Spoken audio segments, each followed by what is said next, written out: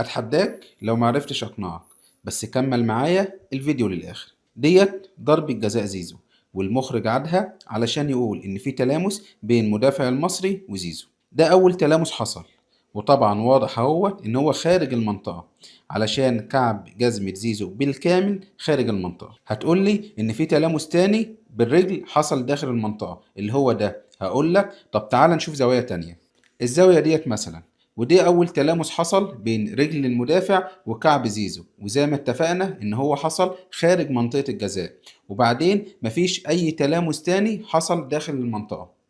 والزاوية اللي أنت بتقول علشانها إن هو حصل تلامس داخل المنطقة دي زاوية خادعة. ما اقتنعتش؟ طب تعال نشوف زاوية تانية. أهو مفيش أي تلامس حصل داخل المنطقة إلا التلامس الوحيد اللي حصل خارج المنطقة. واوعى تقول لي حسابها علشان اللمسة البسيطة ديت، علشان ما حطلكش اللقطة ديت في عينك.